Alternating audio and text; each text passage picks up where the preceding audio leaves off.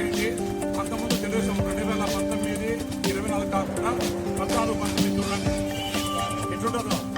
అంటే ఇవి నేనే ఇస్తాడా, నా ద్వారానే పొందాలనేది జగన్ రెడ్డి కాన్సెప్ట్. ఇక్కడ ఎవరనే మీ ఇళ్ళలో ఎవరైనా కానీ చనిపోయినప్పుడు కానీ డెత్ సర్టిఫికెట్ ఉందా జగన్ రెడ్డి బొమ్మంటారు, బర్త్ ఉందా జగన్ రెడ్డి బొమ్మంటారు. అంటే ఆయన ఎంతో సేపు ఉండగా ఆయనను అందరూ తలుచుకోవాలి. ఆయన ఇచ్చాడు, ఆయన భగవంతుడు మనం తీసుకుంటాను అనే కాన్సెప్ట్తో పోయినాడు. కాబట్టి ప్రజలు 5 ఏళ్ళు గమ్ము నుండి 2024 మేలో జరిగిన ఎలక్షన్లలో మీకందరూ తెలుసు ఎవరైనా కానీ తోక తిప్పితే బలవంతుల మీద బలహీనులు ఏమి అప్పుడు ఏం మాట్లాడలేదు. సమయం వచ్చినప్పుడు వాత పెడతారు, టీచర్కి వాత పెడతారంటారు కదా. మీరందరూ నాలో నిన్న మొన్న అసెంబ్లీ కోరుకోకుండా చిక్కులు పెట్టాడు. ఎందుకో లాస్ట్కి వచ్చేసి పలానాడు 3 రోజులు బెంగళూరు ఉన్నాడు. కానీ సూపర్ 6 పథకాలనేది జ్ఞాన కోసం పెట్టి తెలుగుదేశం కూడా ప్రభుత్వం అన్ని బాగు చేస్తా అంటే వాళ్ళకి ఎవరికి కనపడలే. మీరు ఎవరైనా బస్సు ప్రయాణం చేశారా? మీరు ఎవరు బస్సు పోయారు? ఫ్రీగా బస్సు వచ్చారంటే పేరు కదా. ఇప్పుడు డబ్బు రూపాయి ఖర్చు అయింది మీకు కావాలా? శ్రీశైలం మతారం ఇప్పుడు బస్సు ఫ్రీగా ఉంది. శ్రీశైలం మతారం 1000 రూపాయలు మీరు పనులు మీ దగ్గర మిగులుతాను. శ్రీశైలం మతం అంటే గ్యాస్ 3 సిలిండర్లు వచ్చినా అందరికి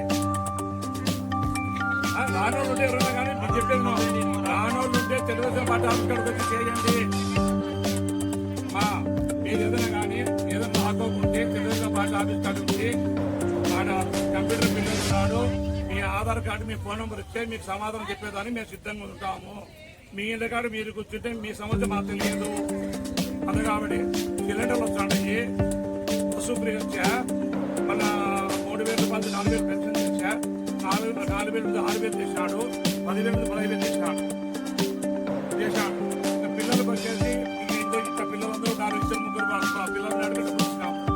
అంటే ఇదంతా ఏంటి, ఎన్ని ఇబ్బందులు, ఆర్థిక ఇబ్బందులు అడుగు ప్రభుత్వానికి చంద్రబాబు నాయుడు మాట చెప్పిన ప్రకారము ఆయన నెరవేర్చాడు. అందుకు కాబట్టి మీరు కానీ పులిబిందుల రాష్ట్రం అంతా ఒక 5 అక్కలు చూడు, ఒక ఏదో ఇస్తే మంది ఒకటి సపరేట్ ఇవ్వాలి.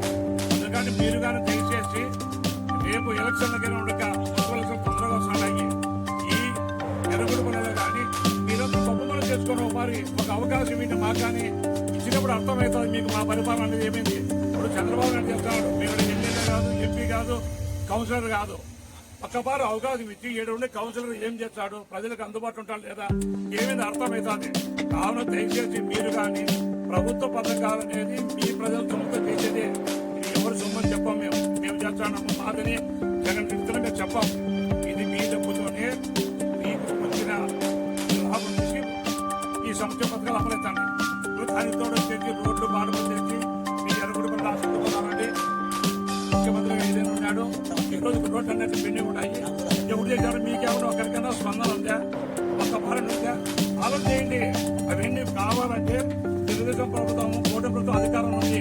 ఈసారి వార్డు కౌన్సిలర్ గెలిపిండి. ఆ పనులు చేయకోకుంటే మాకు పెట్టండి. వాళ్ళు ఏదో చెప్పి మీరు గొప్పగా చెప్పి మీకు బుద్ధి ఉందని అడగండి ఆ రోజు. అందుకని దయచేసి రేపు మున్సిపల్ ఎలక్షన్లలో మీరు పెట్టే కౌన్సిలర్ను మీరు అందరూ సాయం చేయాలని కోరుకుంటూ చదువుకుంటున్నారు.